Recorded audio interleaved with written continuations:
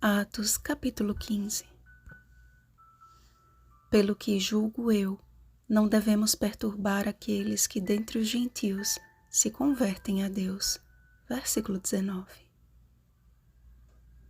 Quando Deus estabeleceu uma aliança com Abraão, instituiu um sinal físico que deveria ser seguido de geração em geração. Todo macho entre vós será circuncidado. Gênesis capítulo 17, versículo 10. Foi uma forma de Deus assinalar o seu povo com uma marca distintiva. Esta questão foi tratada de forma acalorada na igreja primitiva, dada a multiplicação de novos conversos gentios, isto é, incircuncisos. Tal controvérsia precisava ser logo resolvida, a fim de que não se tornasse motivo de divisão entre os judeus e os estrangeiros. Enviados a Jerusalém, Paulo e Barnabé relataram acerca da conversão dos gentios, causando grande alegria a todos os irmãos. Sendo bem recebidos por todos, uma reunião foi realizada junto com os apóstolos e os presbíteros para examinar a questão. Percebam que, surgida a controvérsia, trataram logo de resolvê-la, a fim de chegar em comum acordo.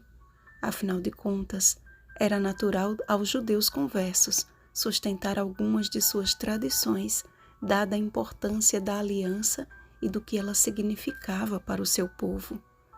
Jesus mesmo foi circuncidado no 8º dia após o seu nascimento. Lucas capítulo 2, versículo 21. O que eles precisavam compreender, no entanto, é que após a morte e ressurreição de Cristo, uma nova aliança foi estabelecida. Agora, com efeito, obteve Jesus ministério tanto mais excelente, quanto é ele também mediador de superior aliança, instituída com base em superiores promessas. Hebreus capítulo 8, versículo 6. Uma aliança renovada que inclui todos os povos, tribos, línguas e nações no Israel de Deus. Gálatas capítulo 6, versículo 16. O apóstolo Pedro declarou: "E Deus não estabeleceu distinção alguma entre nós e eles, purificando-lhes pela fé o coração. Mas cremos que fomos salvos pela graça do Senhor Jesus, como também aqueles o foram." Qual foi o resultado de tais palavras?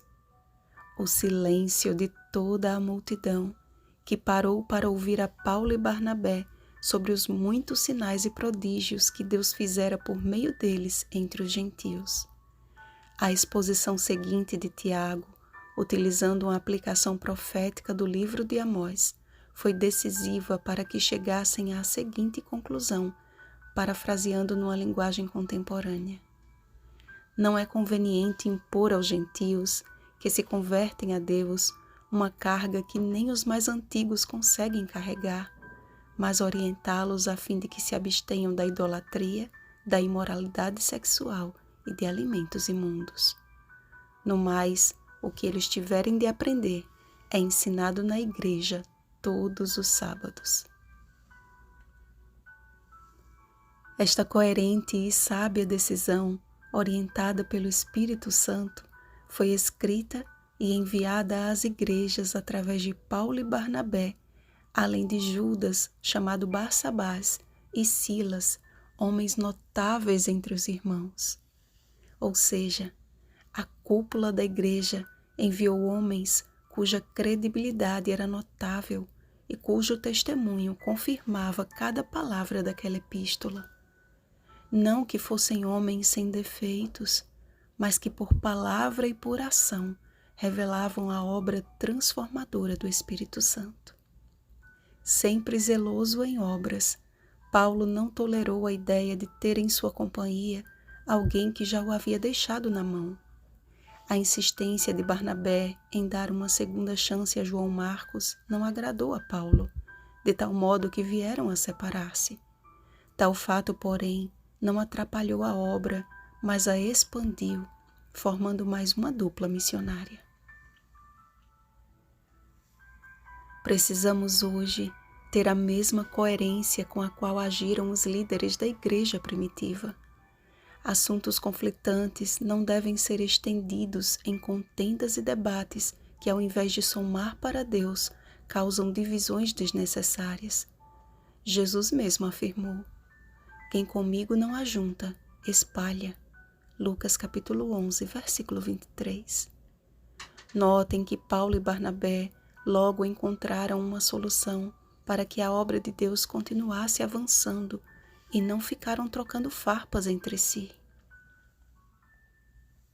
Portanto, evita discussões insensatas, genealogias, contendas e debates sobre a lei, porque não têm utilidade e são fúteis. Tito capítulo 3, versículo 9.